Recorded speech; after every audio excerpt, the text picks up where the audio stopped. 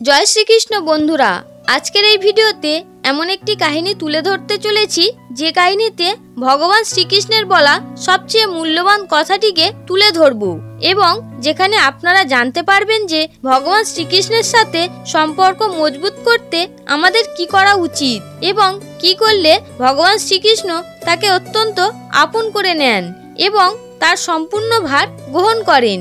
এই কথা স্বয়ং ভগবান শ্রীকৃষ্ণই একবার তার এক ভক্তকে বলেছিলেন যে কি করলে তার সাথে ভক্তের সম্পর্ক অত্যন্ত মজবুত হয়ে যায় এবং যার ফলস্বরূপ সেই ভক্তের জীবনে আসে অপার শান্তি ও সুখ।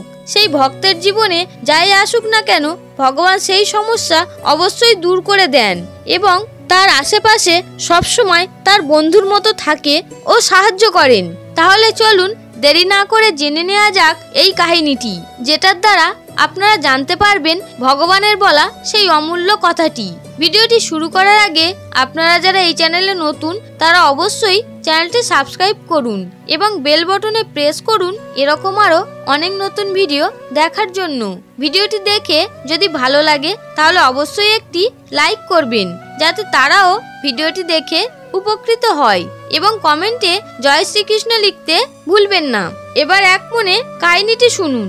একবার একজন শিষ্যের আগমন হলো গুরুদেবের আশ্রমে।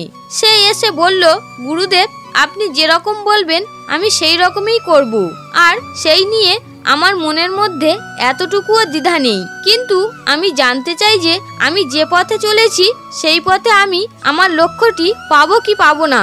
আমার সফলতার যে উদ্দেশ্য আছে সেটা কি কখনো পূরণ হবে নাকি হবে না, এটাও তো আমার অধিকার আছে।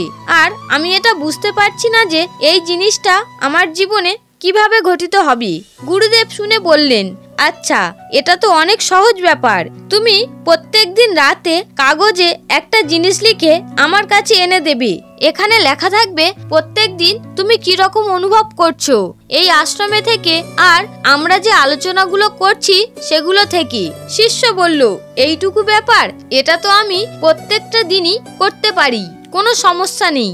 গুরুদেব বললেন, ব্যাস তাহলেই তো হয়ে গেল। প্রত্যেক দিন এটা লিখে তুমি আমার কাছে নিয়ে এসো।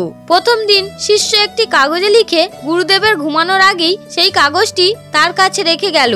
গুরুদেব কাগজটিকে নিলেন এবং শিষ্যের সামনে ছিঁড়ে ফেলে দিলেন। শিষ্য এটা দেখে অবাক হয়ে গেল যে গুরুদেব এমনটা কেন করলেন। দ্বিতীয় দিন আবারও সেই একই ঘটনা ঘটল। রাতের বেলা যখনই সে কাগজ নিয়ে আসে গুরুদেব সেটা তার সামনেই ছিঁড়ে ফেলে দেয়। এরকম করে প্রতি সপ্তাহে এই একই ঘটনা ঘটতে লাগলো। 1 মাস পর্যন্ত এরকম চলল। এরপরে শিষ্যের রাগ হয়ে গেল। সে প্রত্যেক দিন সে তার অনুভবকে লিখে নিয়ে আসছেন আর গুরুদেব এক মুহূর্তে সেটা দেখছে না, বরং ছিঁড়ে ফেলছে। 1 মাস পরে যখন গুরুদেবকে সেই কাগজটি দেয়া হলো, গুরুদেব শেষ কাগজটি খুললেন এবং খুলে সেটা পড়লেন। শিষ্য লিখেছিল, এতদিনে আমি একটা জিনিস বুঝতে পারলাম যে এই ব্রহ্মাণ্ড এবং আমি একসাথেই চলছি, আমরা কেউই কিন্তু আলাদা নই। গুরুদেব এটা পড়ার পরে সেটা ছিঁড়ে শিষ্যের হাতে দিল এবং তাকে বলল, এবার আর প্রত্যেক দিন তোমার লেখার দরকার নেই, তুমি প্রত্যেক মাসে একটা করে কাগজে লিখে আমার কাছে নিয়ে আসবে। তারপরে শিষ্য তাই শুরু করলেন। পরের মাসে যখন কাগজটি আনা হলো তখন গুরুদেব সেটা পড়লেন। সেটাতে লেখা ছিল, এখানে কেউ জন্মও নিচ্ছে না, মরেও যাচ্ছে না, আত্মা অবিনশ্বর। গুরুদেব পড়লেন এবং আনন্দিত হলেন এবং সেটা ছিঁড়ে তার হাতে দিয়ে দিলেন। তারপর বললেন, ঠিক আছে, এরপর আবার পরের মাসে এসো। তার পরের মাসে যখন শিষ্য গুরুদেবের কাছে কাগজ নিয়ে আসলো তখন গুরুদেব সেটা খুলে পড়লেন এবং তাতে লেখা ছিল, যাবতীয় সফলতা যা আমি পাওয়ার চেষ্টা করছিলাম এবং এখনো যা করে যাচ্ছি সফলতাগুলোর পিছনে আমি আর বেশি মনোযোগ দিই না। আমার আসল উদ্দেশ্য হচ্ছে আমি প্রতিদিন যেইটুকু কর্ম করি আমি সেই কর্মের উপরই লিপ্ত থাকি। এই কর্ম সব সময় আমাকে আমার ভগবানের কাছে থাকতে সাহায্য করছে এবং ভগবানই আমাকে সেই ভালোবাসা সেই প্রেম দিচ্ছে যার কাছে সফলতাকে আমার অনেকটাই তুচ্ছ বলে মনে হচ্ছে।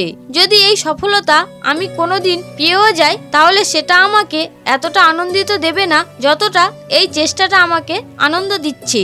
গুরুদেব উঠে দাঁড়ালেন এবং শিষ্যকে গলায় ধরে আলিঙ্গন করে বললেন, এটাই হচ্ছে তোমার আসল উত্তর। অনেক সময় জীবনে যখন তুমি কোনো জিনিসকে জানতে চাও যে এটা কি করে ঘটিত হচ্ছে, তখন জীবনের অনেক সময় শুধু সেই উত্তর খোঁজার পিছনেই চলতে থাকো। কিন্তু যখন মানুষ আস্তে আস্তে শিখতে আরম্ভ করে এই অভ্যাসের মাধ্যমে, তখন সে এই আসল জিনিসটা জেনে যায়। তুমি এটা 4 মাসে জেনে গেলে, কিন্তু অনেক মানুষ এটা 4 জন্মেও জানতে পারে না। এটাই শ্রীমদ্ ভাগবত গীতায় বলা ভগবান শ্রীকৃষ্ণের একটি বিরাট বড় শিক্ষা। তোমার উপলব্ধি হচ্ছে, এটাই তোমার সফলতা। আসল সফলতা তো সেখানেই রয়েছে।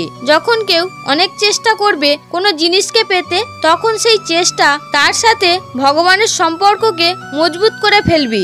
আর তখন এটা মনেই হবে না যে যে জিনিসের পিছনে আমি এত দৌড়াচ্ছিলাম সেটাতে বেশি সুখ, নাকি যেই চেষ্টাটা আমি করছিলাম সেটাতে বেশি সুখ। তখনই আপনার মনে হবে যে যে চেষ্টায় যে সময়টা ছিল সেটার থেকে বেশি সুন্দর আর কিছুই নয়। এই কাহিনীর মাধ্যমে আমরা এটাও বুঝতে শিখলাম যে সব সময় কোনো লক্ষ্যের পিছনে আমরা যে তীব্র গতিতে দৌড়াই, সেটা পাওয়ার পথে যেই আনন্দটা আছে আমরা সেটাকে ভুলে ওটা পেলে কিরকম হবে, আমরা সেই আনন্দটাকে বেশি খুঁজতে পছন্দ করি। অনেক ভালো মানুষ, অনেক সৎ মানুষ সেই সফলতার আনন্দকে পেয়ে তো যায়, কিন্তু সেই পথের আনন্দ উপভোগ করতে ভুলে যায়। হরে কৃষ্ণ।